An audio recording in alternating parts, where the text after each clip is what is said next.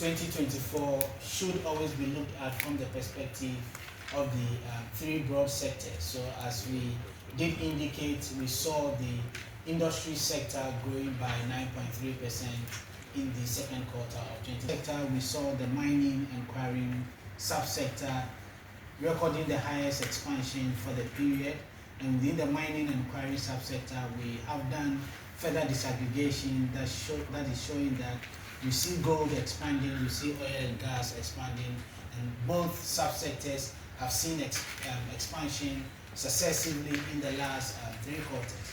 So from the industry sector, where we are seeing that 9.3% growth rate, it is mainly driven by what is happening to mining and quarrying. We also don't want to lose sight of the fact that construction also expanded by 8.4%, and also we saw expansion in manufacturing in the manufacturing subsector. So with the exception of water and sewage, we saw all the 4 other subsectors in industry recording expansion on a year-on-year basis for the second quarter of 2024. Coming to the agriculture sector, as we indicated, crops, which accounts for 90% of the total agriculture GDP, recorded expansion again in the second quarter of 2024. One highlights that cocoa, which is a component of crops, did not see expansion like the other crops within the crops subsector. In contrast, we saw a contraction in the cocoa subsector for the second quarter of 2024.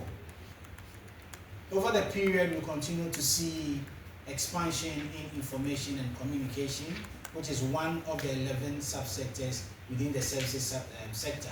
And in the second quarter of 2024, we saw information and communication also expanding by 12.0% in the second quarter of 2024. So if you look at this across the 3 sectors, you'll be able to identify both the subsectors and the groups within the subsectors that recorded expansion over the period. Indeed, this 6.9% growth rate that we see now is the rate that we've recorded since the second quarter of 2019. And if you look at the performance of the economy in the second quarter of 2019, you again will realize that these extractive industries, i.e. mining and quarrying dominated by gold and oil and gas, saw much sharper growth rate over this period. So whatever we see in the second quarter of 2024 is consistent with what we saw in the second quarter of 2019 when the economy grew by 9.1%. The quarter of 2024 is being compared with the second quarter of 2023. So obviously, over a 1-year period, a lot more would have been added to our goods and services that we produce relative to a quarter-on-quarter time frame, which we are comparing the first quarter of 2024 to the second quarter of 2024.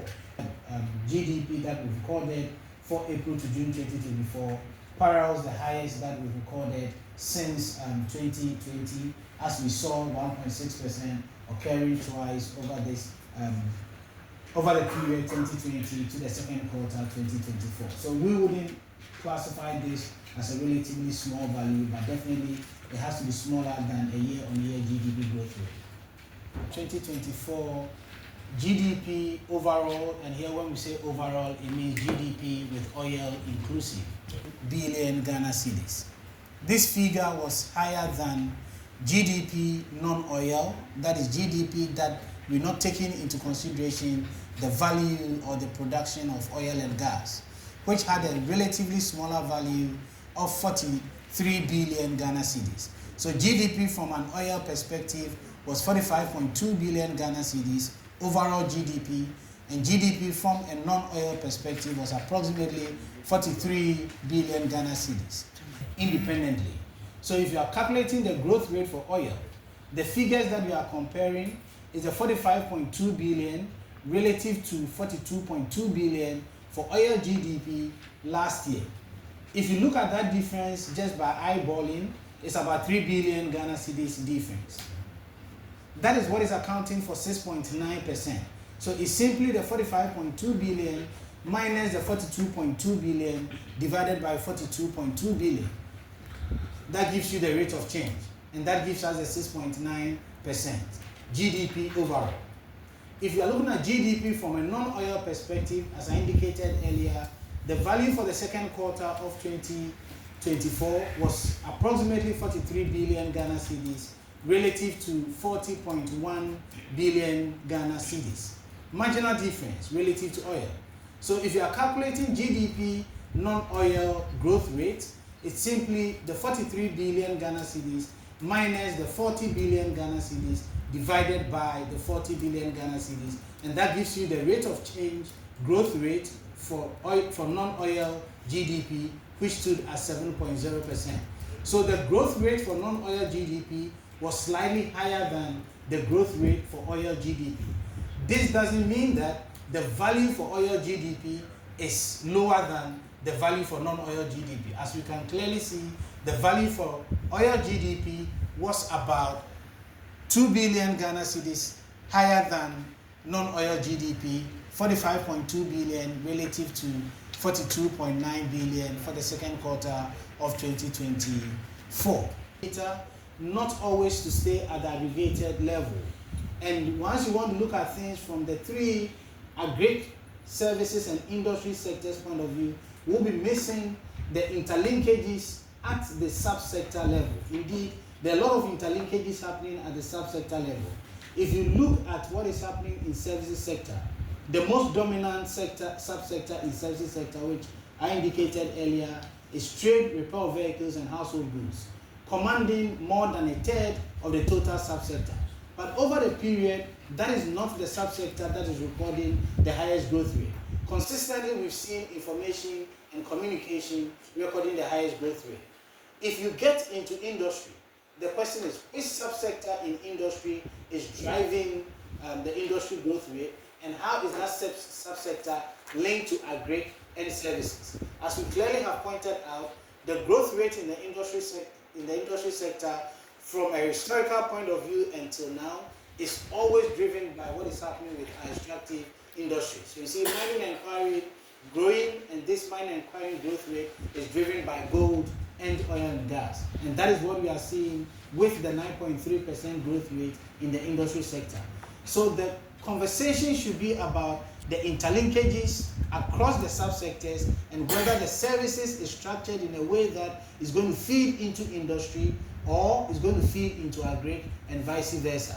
And once we are able to get that conversation right, then we can identify the source of growth that is more robust than others.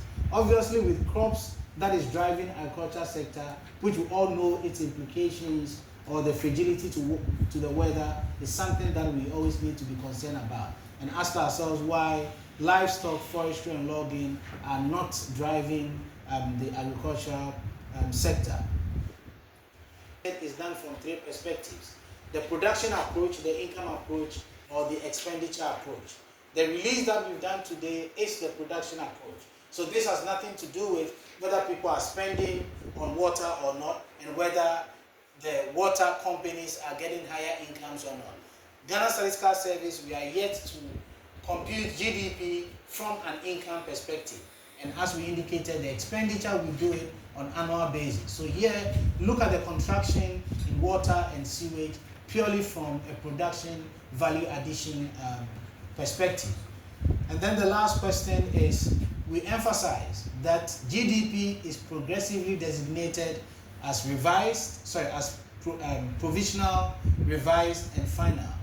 Between the first quarter of 2013 to the last quarter of 2021, we have final figures that we've put out there. We're not going to change them. Between the 2022 quarter one and now, whenever we get updates from the agencies that provides us with data, we revise these figures. Sometimes the revisions are done a couple of times until a 2-year period where we put a stamp on it that this is the final figure. So whatever figures that we've released prior to the first quarter of 2024 are undergoing revisions.